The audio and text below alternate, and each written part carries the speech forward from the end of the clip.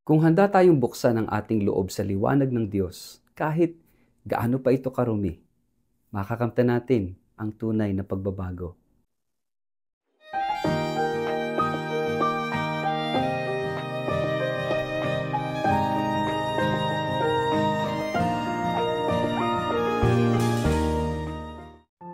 Ang mabuting balita ng Panginoon ayon kay San Mateo. Kahabag-habag kayo, mga tagapagturo ng kautusan at mga Pariseo, mga mapagkunwari, nagbibigay kayo ng 10% bahagi ng maliliit na halamang tulad ng yerba buena, ruda at linga. Ngunit kinakaligtaan naman ninyong isagawa ang mas mahahalagang turo sa kautusan, ang katarungan, ang pagkahabag at ang katapatan. Dapat ninyong gawin ang mga ito nang hindi kinakaligtaan ang ibang utos. Mga bulag na taga-akay, sinasala ninyo ang kulisap sa inyong inumin, ngunit nilulunok naman ninyo ang kamelyo.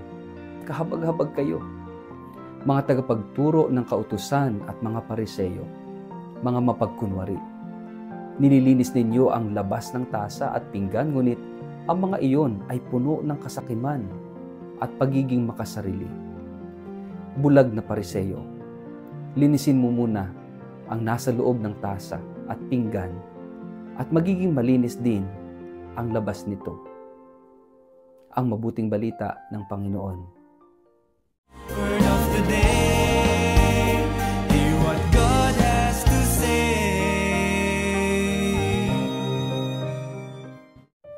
Mapagpalang araw po sa inyong lahat. Kumusta po kayo? Ang ating word of the day ay heart.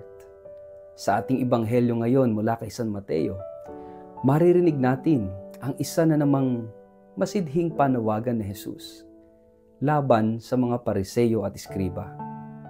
Tinuligsa niya ang kanilang labis na pagtuon sa maliliit na detalye ng batas, pagbibigay ng ikapo, ng mint, ng anis, at ng iba pa.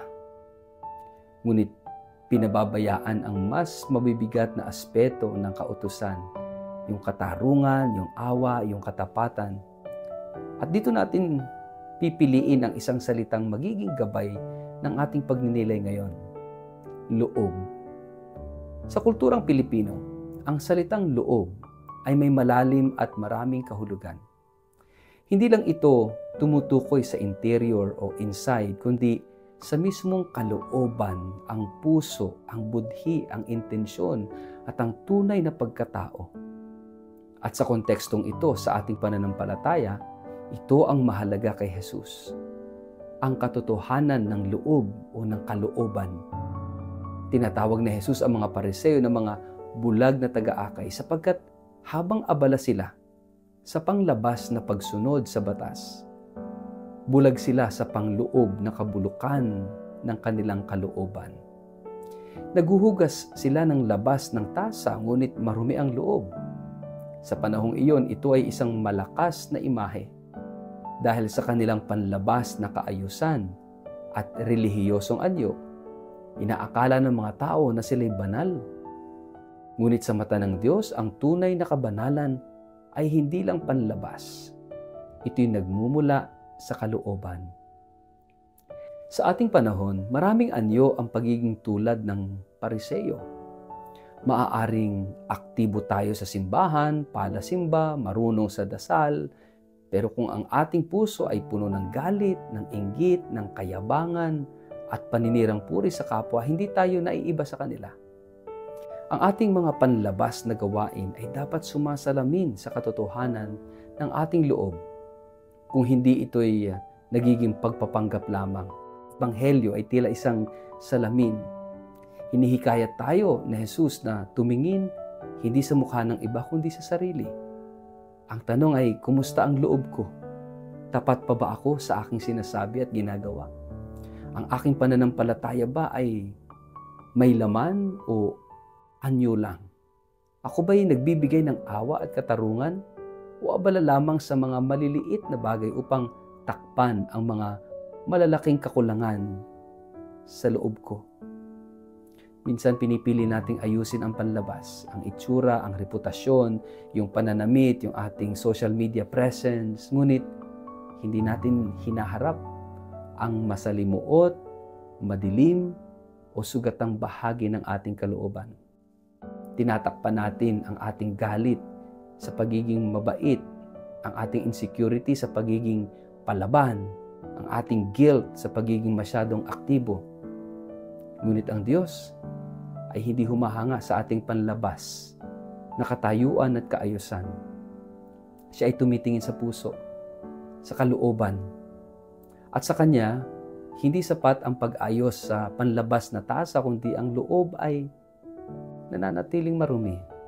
Ang hamon ni Jesus, napakalinaw, linisin mo muna ang loob. Hindi ito madaling proseso. Ang paglilinis ng loob ay nangangailangan ng katapatan, ng tapang at kababaang loob. Ito'y pagtanggap sa sarili, sa ating mga takot, sugat at kasalanan. Ngunit ito rin ay paanyaya ng biyaya, sapagkat ang Diyos ay hindi lamang naghuhusga, siya rin ay nagpapagaling. Kung handa tayong buksan ang ating loob sa liwanag ng Diyos, kahit gaano pa ito karumi, makakamtan natin ang tunay na pagbabago.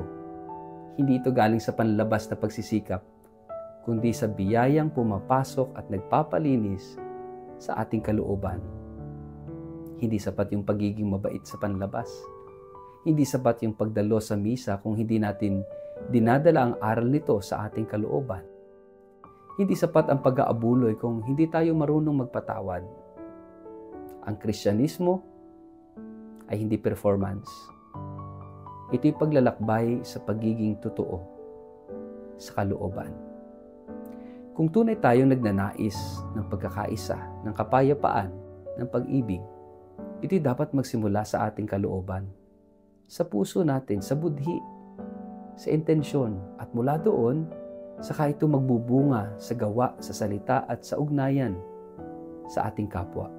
Ngayong araw, inaanyayahan tayong tumigil sandali, manahimik at sumulyap sa ating kalooban. Huwag muna tayong maghusga ng iba. Huwag muna tayong magtakda ng bagong layunin. Sa halip, tanungin natin, malinis ba ang aking kalooban? Ako ba'y nagbibigay ng awa, katarungan at katapatan sa iba?